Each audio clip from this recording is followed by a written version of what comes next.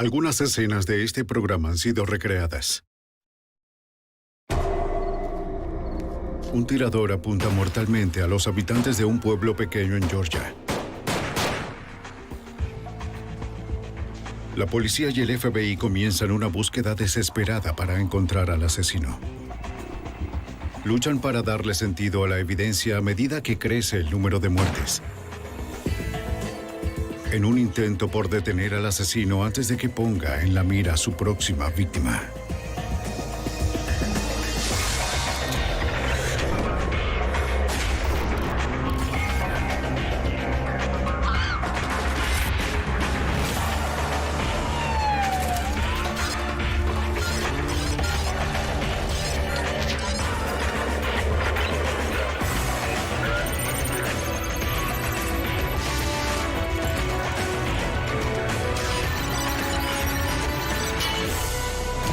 Los archivos del FBI.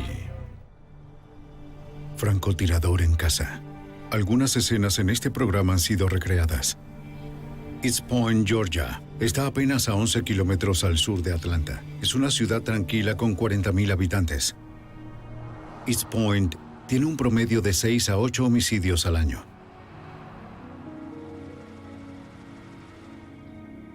1 de marzo de 2001. Un hombre está preocupado por su madre. Llega a su casa para confirmar que está bien. Es su costumbre hablar diariamente con su madre, pero ese día no respondía a sus llamadas. Entonces ve algo que no encaja y que lo lleva al vehículo de su madre. ¡Mamá! Hace ¡Mamá! un descubrimiento terrible. ¡Oh, Dios! ¡Mamá!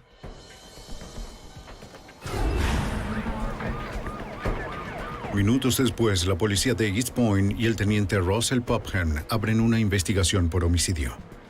Descubrimos que la víctima era una mujer a la que le habían disparado y había muerto por varios tiros. Notamos que había estado allí por unas 24 horas. La policía puede descartar uno de los motivos por los que la víctima habría sido asesinada. Como siempre en cualquier crimen, tratas de determinar el motivo. Obviamente su auto aún estaba allí, igual su billetera, así que en ese momento descartamos que el motivo fuese el robo.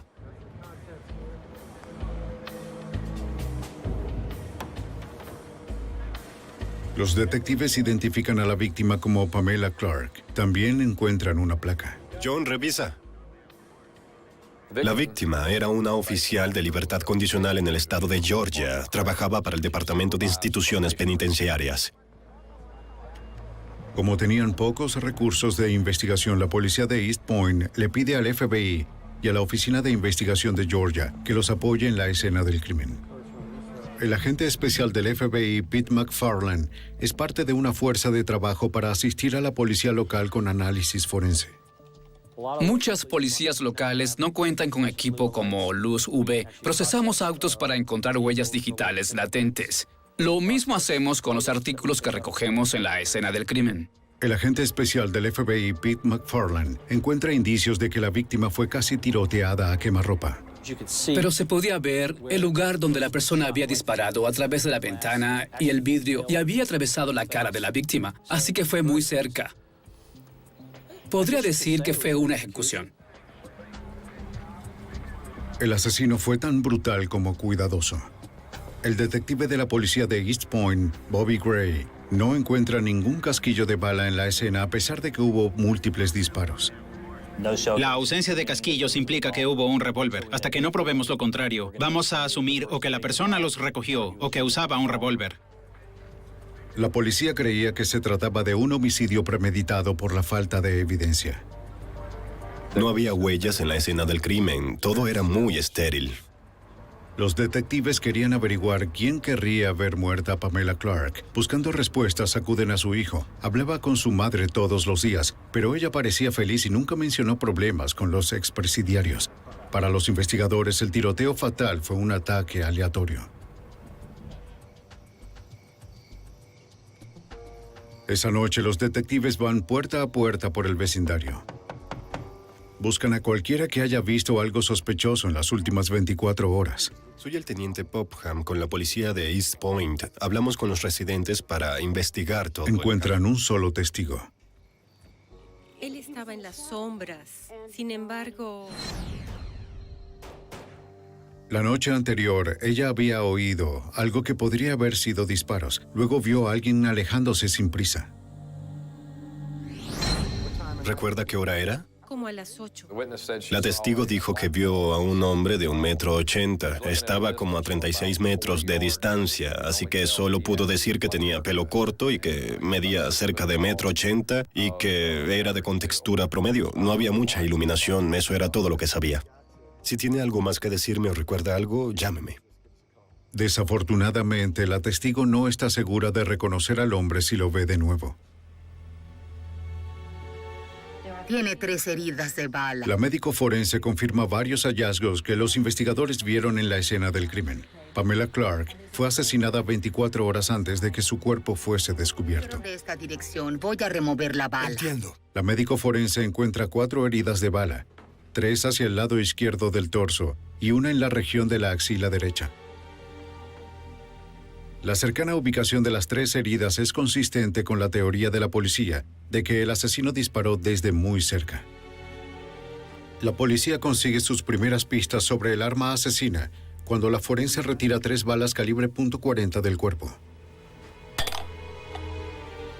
Aunque se recuperan 3 balas, la víctima tiene 4 heridas de bala. Revisen todo esto, aquí abajo. Los investigadores recuperan la 4ª bala del asiento del copiloto del auto de la víctima. También es calibre .40. Los agentes se percatan de que el auto está repleto de correo promocional, recibos y otras cartas. El hijo de la víctima dice que su madre revisaba su correo en el auto después de recogerlo de su buzón. Los agentes también notaron otros artículos. Pensé que pudo haber tenido niños en su auto, porque también había varios envoltorios. Basados en la evidencia recuperada en el auto, la autopsia y entrevista con testigos, los detectives arman un escenario de crimen que revela a un agresor implacable y calculador. Los investigadores sospechan que el asesino esperó a que Pamela Clark llegara a su casa la noche del 28 de febrero de 2001, como a las 7:30 de la noche. Parecía que estaba familiarizado con la rutina de su víctima cuando volvía a casa del trabajo. Tenía un blanco cautivo mientras revisaba su correo. Los detectives creen que el asesino recogió todos los casquillos calibre .40 o los reservó de otra forma mientras disparaba. Luego dejó que Pamela Clark muriera. La policía tiene una teoría de cómo fue asesinada, pero no tienen sospechosos y hay un asesino suelto. Tenemos una historia policial extrema. Tenemos las balas, tenemos el vehículo y tenemos un cuerpo. Pero eso es todo. Con tan poco para seguir, será difícil hacer justicia en el caso de la oficial penitenciaria. La policía de East Point y el FBI tienen a un asesino suelto, un homicida que asesinó a la oficial penitenciaria Pamela Clark. No tienen pistas ni sospechosos. Solo saben que el asesino se le acercó mientras estaba dentro de su auto y luego le disparó 4 veces a quemarropa con un revólver calibre .40.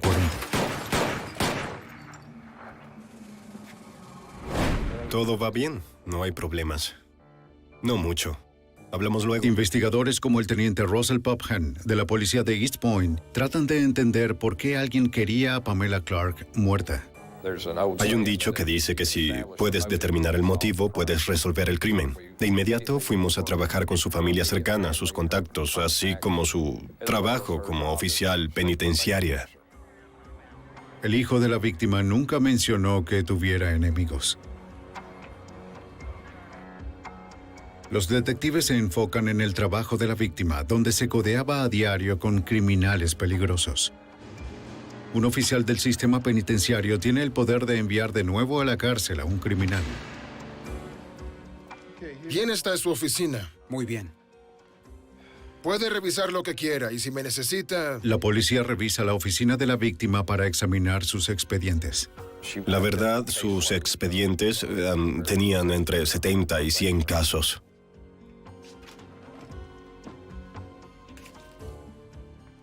Revisamos si había alguien en su lista de casos al que podría estar a punto de revocar la libertad condicional. Llevó como unos 15 días revisar la lista. Los detectives interrogaron a cada expresidiario para determinar dónde se encontraban la noche del crimen. ¿Sí? Oye, amigo, me gustaría hablar contigo. ¿Sobre qué? ¿Conoces a la señora Clark? Es tu oficial de libertad condicional. Sí. ¿Sabes qué le ocurrió? No. La mayoría se entristeció con su asesinato. ¿Asesinaron? ¿Dónde estabas el día que la mataron? Ella era como una madre para mí y todo. Quiero decir que... Lo que averiguamos tras entrevistar a sus casos fue que era muy querida, una persona muy justa, casi una figura maternal. Y eso lo dijeron varias personas que habían cometido crímenes violentos y que la apreciaban como oficial penitenciario. No deje la ciudad. No voy a salir de la Y ciudad. voy a regresar para que hablemos un poco más. ¿Está bien? No hay problema. Pero a medida que la policía revisa cientos de archivos de casos, descubren un caso que tenía tanto motivo para asesinar a la oficial Clark como oportunidad de estudiar sus hábitos. Pudimos encontrar una persona a la que era probable que estuviera por pedir la revocación de su libertad condicional porque no había pasado la prueba antidrogas. Y esa persona vivía en su vecindario. Su nombre era Thomas Moulton. Bien, mira estas fotos y dinos si puedes reconocer... Los detectives ponen a Moulton entre un grupo de fotos. Se lo muestran a los testigos que vieron a un hombre huyendo de la escena el día del crimen. Los testigos reconocen a Thomas Moulton. Con la identificación, parece que los investigadores abrieron y cerraron el caso. 15 de marzo de 2001. 2 semanas después del asesinato de Pamela Clark, la policía tiene una orden de arresto y de registro para Moulton. Veamos tus manos. Oye, ¿qué hice? ¿Cuál es el problema? ¿Qué pasa? Dime qué sucede. Estás bajo arresto por violar tu libertad condicional.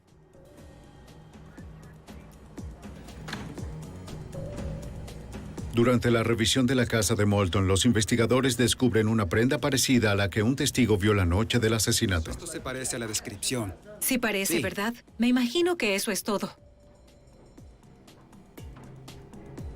La policía hace un descubrimiento perturbador.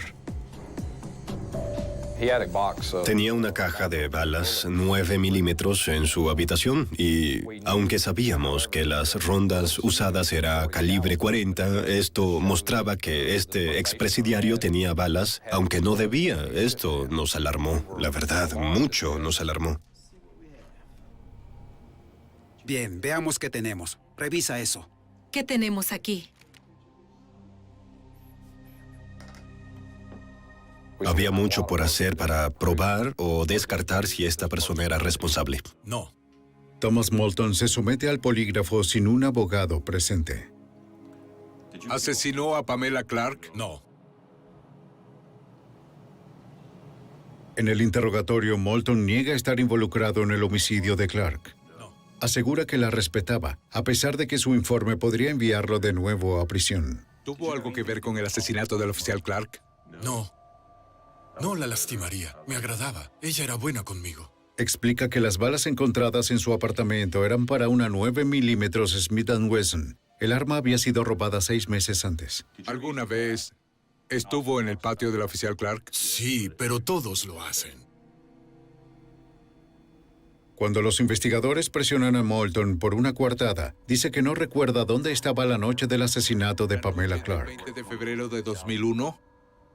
No. ¿Ha sido honesto en todas sus respuestas en este interrogatorio? Sí. Durante el interrogatorio, el poligrafista no detecta evidencia que Moulton esté mintiendo. El examen terminó. Relájese. ¿Lo aprobé? No le puedo decir. La policía examina luego los registros telefónicos de Moulton. descubren que estaba al teléfono hablando con su novia cuando Pamela Clark fue asesinada. No veo problemas. Todo estaba limpio. Sí. Los detectives descartan a Moulton como sospechoso. Llegan a un callejón sin salida. El asesino sigue suelto y libre para matar de nuevo. 8 de abril de 2001, casi un mes después del asesinato de Pamela Clark. Es una tarde de primavera inusualmente cálida en East Point. Era una noche con casi 21 grados de temperatura, así que mucha gente disfrutaba los primeros días primaverales con sus puertas y ventanas abiertas. A pocos kilómetros del hogar de Pamela Clark, un jubilado de nombre Chuck Broiler escucha que alguien se acerca. ¿Quién anda ahí? ¿Quién anda ahí? ¿Quién está?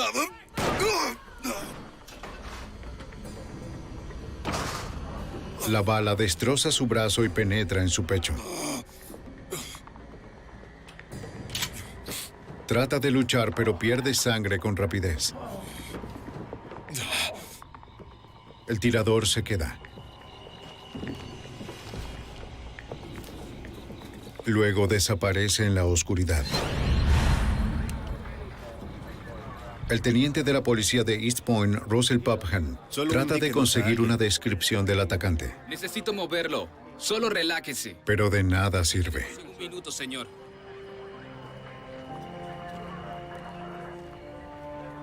No pudo decir si era hombre o mujer, su raza, nada. Y le preguntamos, ¿quién pudo haberle hecho esto? ¿Le pidieron algo? ¿Trataron de robarle o algo así? Y dijo, no, solo fue a la puerta y me dispararon a través de ella. Los detectives encuentran evidencia que confirma que le dispararon casi a quemarropa. Incluso pudimos ver el residuo de pólvora alrededor de la pantalla, así que supimos de nuevo que era algo cerca y personal y parecía que sí era el blanco. La policía recupera un casquillo. Detective, tenemos un casquillo aquí. Sí, calibre 40. Es calibre .40. Luego los detectives encuentran una pista inusual dejada deliberadamente por el tirador. Era una nota de amenaza que decía, fui encerrado por 6 semanas, alguien debe pagar. Al reverso, la nota está firmada con resaltador amarillo. El tirador firma Jack. Mientras la policía de East Point trata de descifrar la nota, no se imaginan que habrá más violencia a unos pocos kilómetros.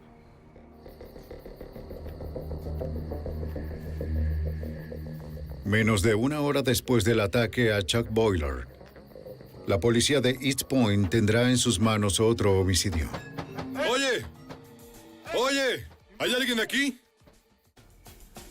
En la primavera de 2001, la policía de East Point, Georgia, investiga el asesinato de la oficial penitenciaria Pamela Clark. No tienen sospechosos. Un mes después, un tirador le dispara a Chuck Boiler a quemarropa, destrozando su brazo. La policía encuentra una nota dejada por el tirador en la que se hace llamar Jack.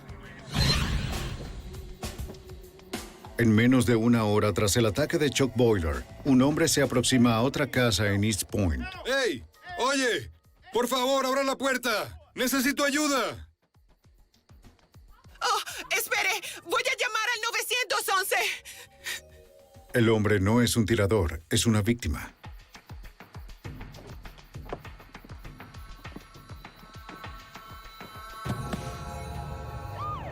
Los servicios de emergencia de East Point acuden a su segundo tiroteo de la noche. La policía averigua que la víctima se llama Andrew Wilson, un conserje de un hospital local. A las pocas horas, Wilson fallece por disparos en su espalda. La policía necesita saber qué fue lo que sucedió. Entremos. Encuentran respuestas en la calle. Un vehículo abandonado sin nadie en su interior. La policía revisa las matrículas y averiguan que el auto pertenece a la víctima. Los investigadores encuentran impactos de bala en el auto que indican que Wilson fue baleado mientras pasaba el cruce. Es probable que el disparo fatal pasara a través de la ventanilla trasera del lado del conductor, atravesara el asiento del copiloto e impactara en la espalda de la víctima. Los detectives creen que después de ser baleado, Wilson salió de su auto y desesperadamente buscó ayuda en el vecindario. ¡Hola! ¡Necesito ayuda, Voy a llamar al 911.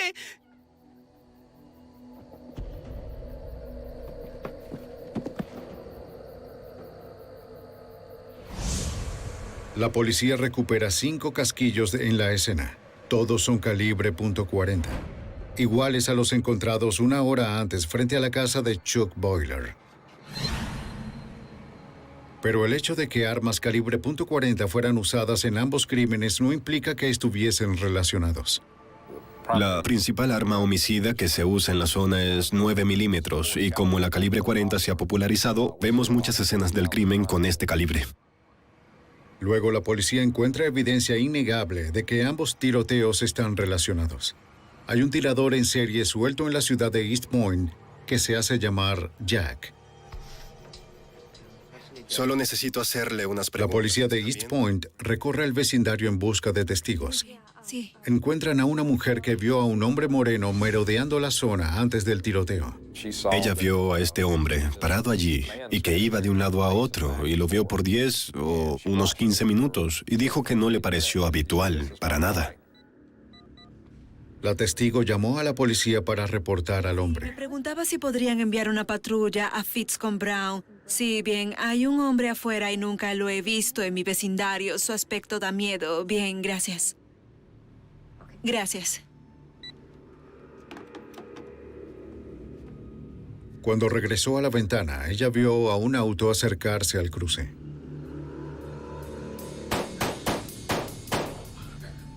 Nunca le vio el rostro al hombre, pero sí pudo ver bien el vehículo.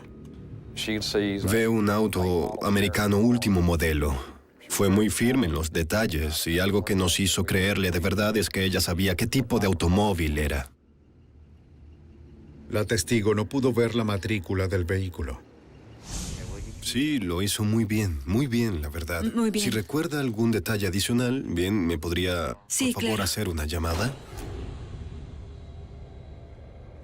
En solo una noche, Jack había asesinado a un hombre y herido de gravedad a otro. La policía tiene ahora 2 cuerpos y sobradas razones para esperar que hayan más. ¿Quién anda ahí? Hay un tirador en serie suelto en la ciudad de East Point. ¿Quién está? En solo una noche, el tirador había herido a un hombre y asesinado a otro. Los investigadores encuentran notas del tirador en ambas escenas del crimen. Fueron firmadas con Jack en resaltador amarillo. El policía y detective de East Point, Bobby Gray, teme que atacará de nuevo. Lo frustrante de esta investigación era no saber quién era, no saber por qué, ni quién sería la próxima víctima. 4 días después, el 12 de abril de 2001, una figura sombría se acerca a otra casa en East Point. Una mujer ignora que ella es un blanco.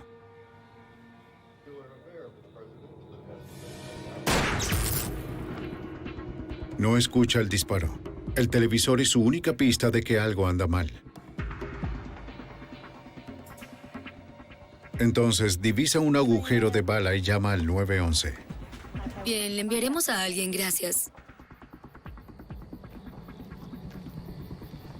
La policía de East Point responde al tiroteo más reciente.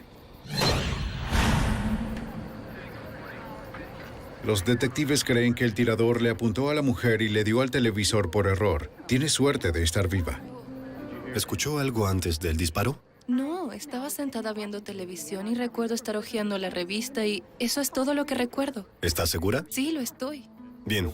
Si el televisor no hubiese estado frente a la ventana, la persona frente al televisor estaría muerta. La bala entró por la ventana, atravesó la pantalla a través de la parte de atrás de la TV y por fortuna quedó atascada dentro del aparato.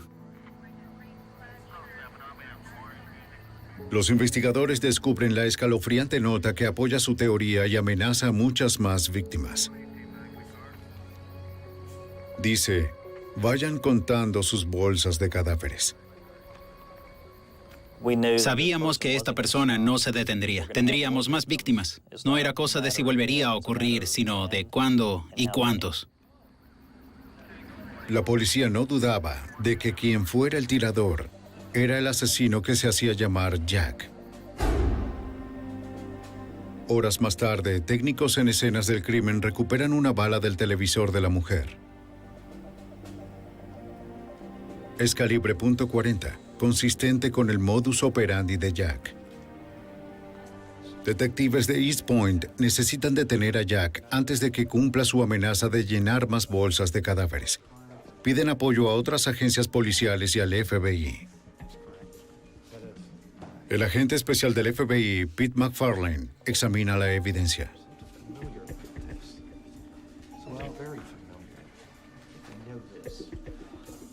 Reconoce las notas. Encontró una cuando procesó el auto de la oficial penitenciaria Pamela Clark. Al principio pensó que era solo garabatos de un niño. Pero ahora vincula el asesinato de Pamela Clark a la ola de asesinatos. Esto es, sabía que ya había visto esto. Caballeros, vean lo que tenemos. Eureka. Esa es la palabra que quería usar. Eureka. Aquí hay una conexión. Cuando comienzas a conectar todo, la escritura es muy similar.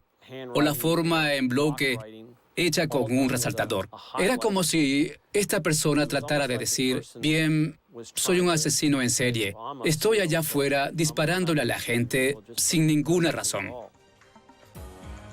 El parecido entre las notas apuntaba a un asesino metódico, calculador y consistente. Jack escribió cada nota en media hoja de papel blanco estándar. Jack cortó a mano cada nota, dejando bordes irregulares. Y Jack firmó cada nota con resaltador anaranjado o amarillo. Los detectives creen que una nota contiene el posible motivo. Estuve encerrado por 6 semanas por nada. Alguien debe pagar. Los investigadores revisan registros de cualquier enviado a prisión por el tiempo que dijo Jack. No encuentran sospechosos viables. Jack y su motivo real continúan siendo un misterio. Como investigadores con 4 escenas del crimen, no teníamos, la verdad, nada. No teníamos sospechoso, no teníamos a nadie. Aquí tenemos 1, 2. La policía examina los antecedentes de las víctimas, enfocándose en algún vínculo entre ellos que mostrara un patrón en sus ataques. Tenemos activo 125 Norte, así que ese punto. Llegamos al punto de individualidades. Si hacían su cambio de aceite en el mismo lugar, si su auto lo reparaban en el mismo sitio, cosas como esas. Revisamos cualquier avenida posible para conectarlos o para refutar que era aleatorio. El único vínculo que encuentran es que todas las víctimas viven en los límites de la misma ciudad. Todo estaba centrado en East Point, en lugar del tirador actuando en College Park, que está ubicado al lado de East Point, o incluso en Atlanta o en Hatfield, u otra jurisdicción cerca de East Point. Todo estaba focalizado cerca de allí. Los detectives saben que cuando el asesino ataque de nuevo, será en East Point. Cualquiera dentro de los límites de la ciudad podría ser un blanco. La policía toma medidas nunca vistas para alertar al público. Usan un sistema computarizado para discar cada teléfono en East Point. Cualquiera que atienda la llamada escucha un mensaje de alerta sobre el asesino.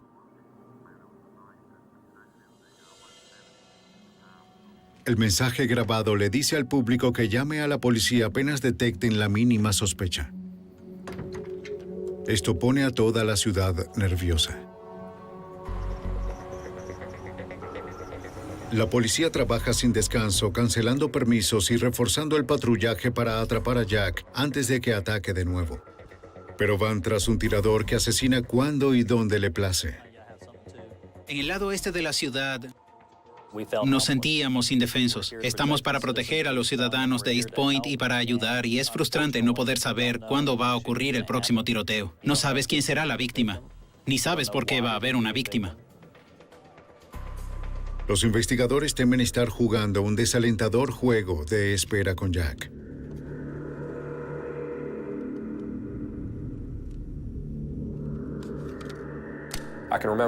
Recuerdo a un agente veterano del FBI que trabajó en varios casos de asesinato en serie, casos de violadores en serie. Nunca olvidaré esto que dijo. Es probable que tengas que sentarte y esperar que pase de nuevo, y eso no es lo que quieres escuchar.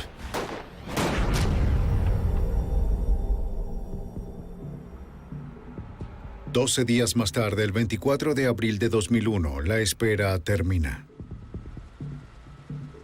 A la 1:30 de la mañana, Rosa Lewis sale de su apartamento en East Point.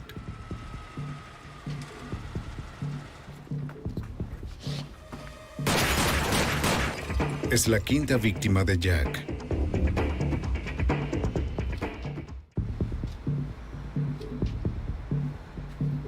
East Point, Georgia, 24 de abril de 2001, 1:30 de la mañana. Rosa Lewis ha sido tiroteada en su auto, en las afueras de su apartamento. Es la víctima más reciente en una serie de tiroteos aleatorios que han dejado 2 muertes. Lucha para evitar convertirse en la tercera víctima mortal. A pesar de que 4 balas entraron al lado izquierdo de su torso.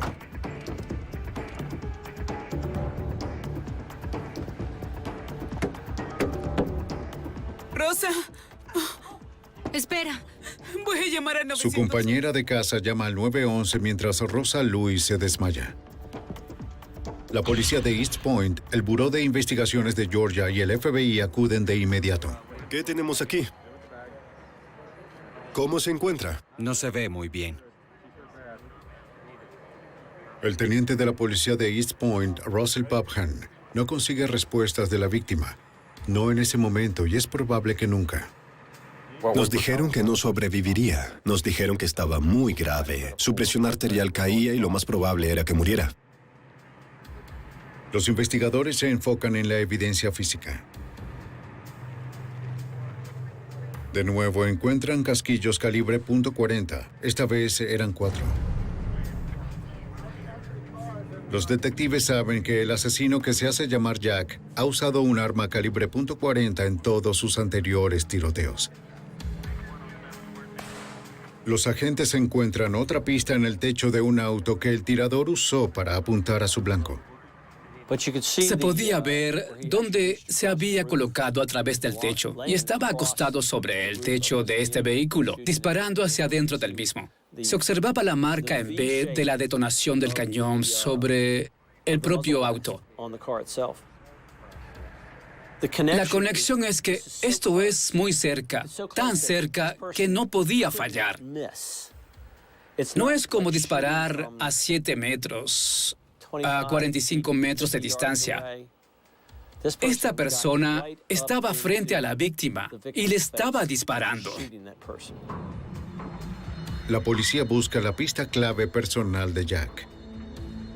De inmediato empezamos a buscar una nota y teníamos los casquillos calibre 40, así que buscamos la nota. No podíamos encontrarla en la oscuridad. No pudimos encontrar la nota y no había viento, así que no creímos que la nota se hubiera ido volando, pero no pudimos encontrarla, la verdad. Aunque la nota no apareció, la policía encuentra semejanzas entre el ataque a Rosa Lewis y el homicidio de la oficial penitenciaria Pamela Clark. Ambas fueron tiroteadas en sus autos, con múltiples disparos a través de la ventanilla del conductor y a poca distancia. Luego los detectives descubren una pista alarmante que da un giro a toda la investigación. Rosa Lewis también era una oficial penitenciaria como Pamela Clark. Se conocían. Trabajaban juntas en la misma oficina. Esto era mucha coincidencia. Los detectives ya no creían que los tiroteos fueran aleatorios. De alguna manera, los ataques a Rosa Lewis y a Pamela Clark estaban conectados. La policía interroga a la compañera de apartamento de Rosa Lewis y averiguan que Rosa se había mudado con ella a 2 meses de su divorcio.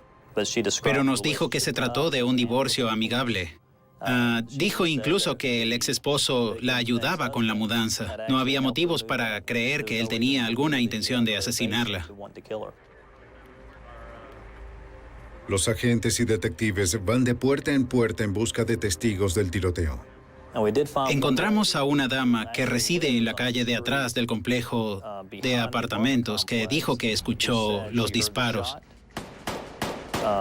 Miró a través de su ventana y vio un vehículo dejando el área.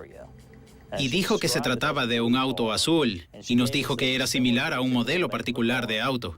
Así que ahora teníamos un auto, la marca y el modelo, solo que no teníamos con certeza la matrícula del vehículo. La testigo nunca vio el rostro del asesino. De nuevo, la policía solo cuenta con la descripción de un auto. Más tarde esa mañana, la policía informa a la familia de Rosa Louise sobre el tiroteo, incluyendo a su ex esposo William Louise.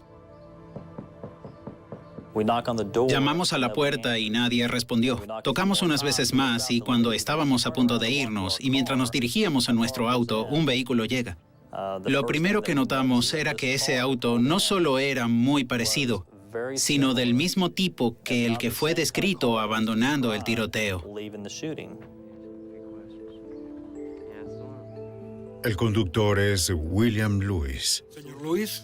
Los detectives le informan de la trágica noticia. Somos agentes, detectives, ¿bien? Es sobre su ex esposa. Le dispararon. Recibió múltiples disparos. Cuando le dijimos que su esposa había recibido múltiples disparos y que podía morir, no pareció impactado. No preguntó sobre su condición. No dijo, debo ir a verla. No dijo, ¿qué están haciendo para atrapar a esta persona? Era casi como si le hubiésemos informado algo que no era en realidad tan importante. ¿Le importa si revisamos su vehículo? No me importa. ¿Y las llaves? Los detectives pidieron revisar el auto de Louise. Accede y dice que es alquilado. Tras horas del tiroteo, la policía podía esperar encontrar un arma, balas o una nota firmada con resaltador amarillo si William Louise es Jack, pero no encuentran nada. Está limpio. Oiga, ¿le importaría si...? Los investigadores entonces le piden permiso a Louise de registrar su casa. Él accede.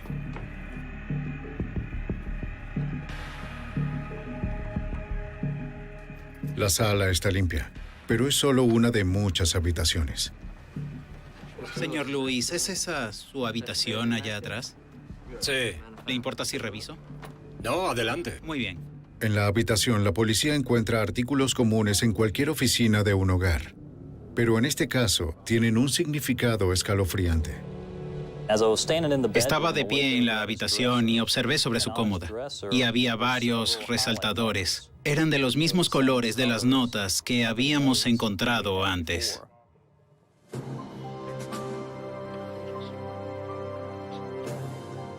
Señor Louise, ¿le importaría acompañarnos al centro de la ciudad por un corto tiempo? En general necesitamos ir y hacer algunas preguntas adicionales. ¿Está de acuerdo? ¿Al centro? Sí.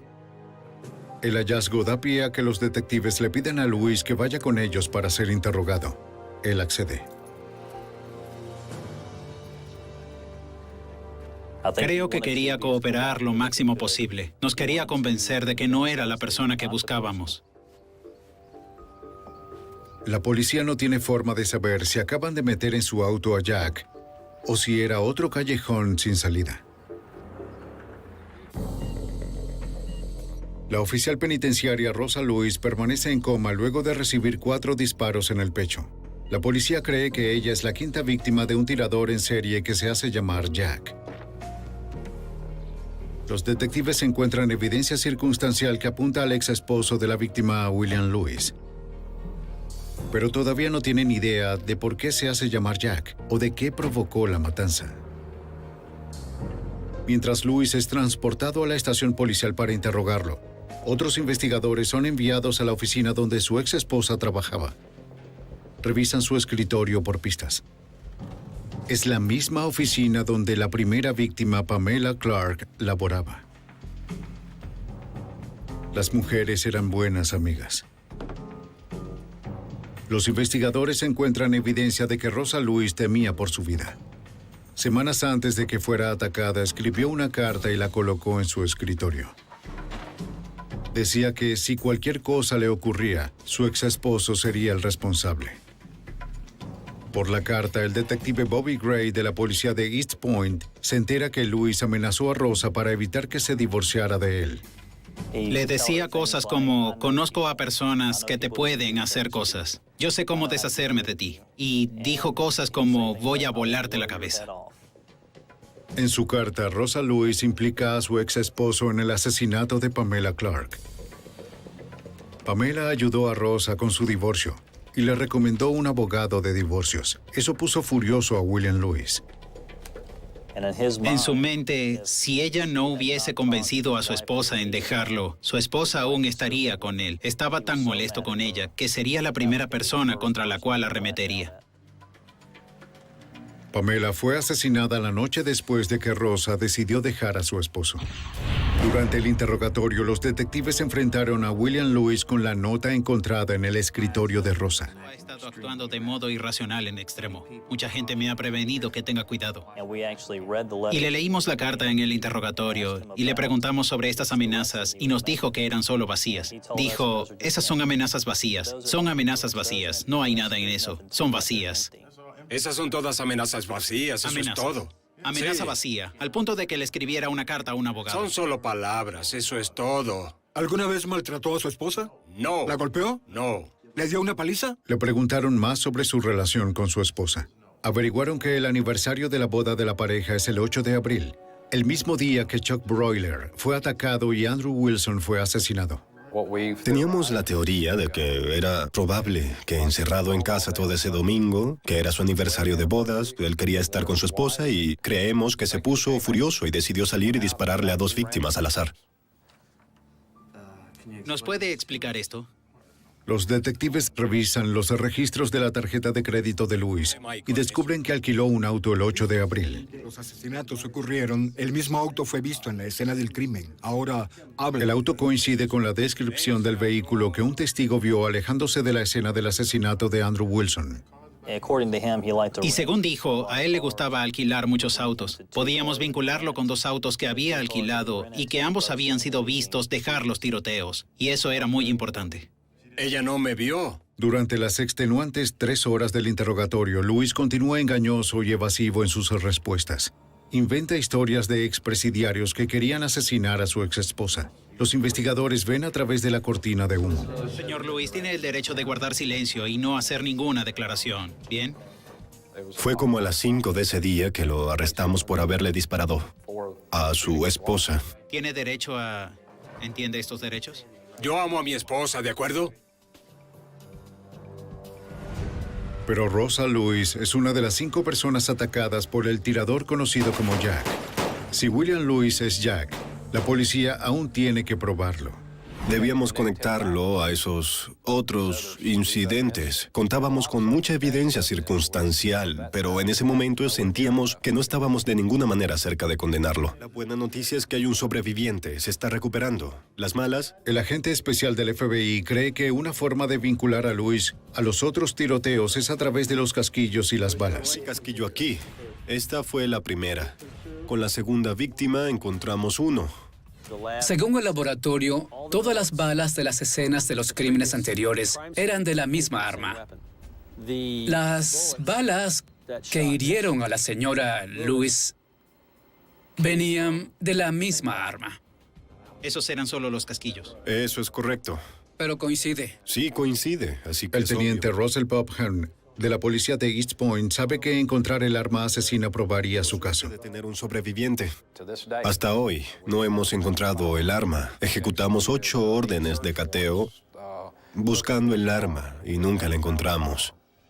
Sigue presentándose. Tiene que haber algo. Los resaltadores... La policía incauta los resaltadores encontrados en la habitación de William Louis. Cada escena del crimen está tratando de decirnos algo. Eso nos lleva a los marcadores que utilizó. ¿Qué hay sobre los resaltadores? Son solo, ¿sabes? Son solo como cualquier resaltador ordinario. Los encontré en la habitación de Louis y es algo común. Así que es probable que no tengamos nada para trabajar con eso.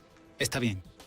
pero son de una marca popular. Aunque la tinta coincida con las notas que dejó el tirador, un jurado aún tendría duda razonable. Esperen un segundo. Veamos aquí. Miren esto. Las notas por sí mismas pueden tener, sin embargo, evidencia forense. En cada nota son todas iguales, todas las mismas, todas las rasgaduras. Los técnicos de escenas del crimen buscan huellas dactilares en las notas y solo encuentran manchas sin posibilidad de rastrear. Encuentran que algunas manchas a lo largo de los bordes rasgados no fueron hechas con dedos, sino con labios humanos. Creímos que lo que ocurrió fue que esta persona había ensalivado el pedazo de papel y lo rasgó, humedeció el papel y dejó la marca de sus labios. Al humedecer el papel sería más fácil para el tirador rasgarlo a lo largo del doblez.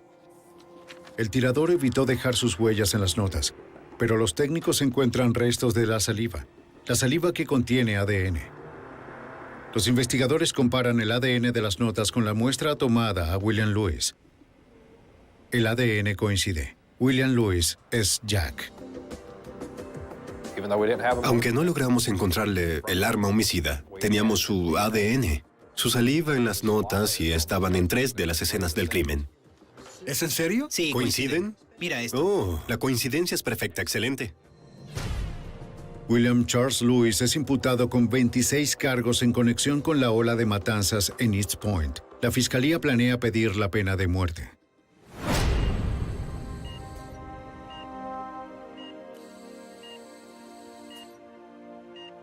La ex esposa de William Lewis sale del coma luego de meses de hospitalización y regresa a casa.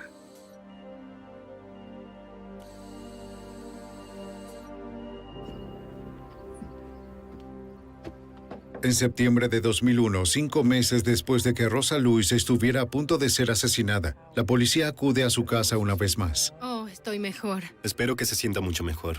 ¿Le llegó esto hoy? Sí, así es. La señora Lewis me llamó y me dijo, acabo de recibir una carta, está aquí, no la he abierto. Quiero que venga y se la lleve. Fui allá donde residía y recogí la carta y la pude leer. Básicamente se trataba de una disculpa a su esposa. Por la carta, los detectives supieron de los motivos bizarros tras la ola de matanzas. Él sabía que si asesinaba a su primera víctima, que era la amiga de su esposa, eso le haría mucho daño a su esposa. La segunda, la tercera y la cuarta víctima fueron solo para despistar a la policía. ¿Y le funcionó? La carta cierra todos los 5 casos y sella el destino de William Lewis. No solo teníamos su ADN en la escena, lo cual era suficiente para condenarlo, sino que ahora teníamos una confesión sobre las razones por las que lo hizo. Con su confesión por escrito, William Lewis se declara culpable de todos los cargos. Es sentenciado a prisión de por vida, más 191 años sin posibilidad de libertad condicional. Todos discutimos alguna vez sobre si no lo hubiéramos capturado. ¿Se habría continuado con lo que empezó? Disparándole a la gente solo para alejarnos de su único propósito, que era asesinar a su esposa. Saben, despistarnos. Sospecho que es probable que hubiese seguido si no hubiese sido detenido. Solo William Lewis sabe cuántas más víctimas al azar habría asesinado para cubrir sus huellas. Los esfuerzos conjuntos de la policía de East Point, el Buró de Investigaciones de Georgia y el FBI se aseguraron que nunca tuviera la oportunidad de asesinar de nuevo.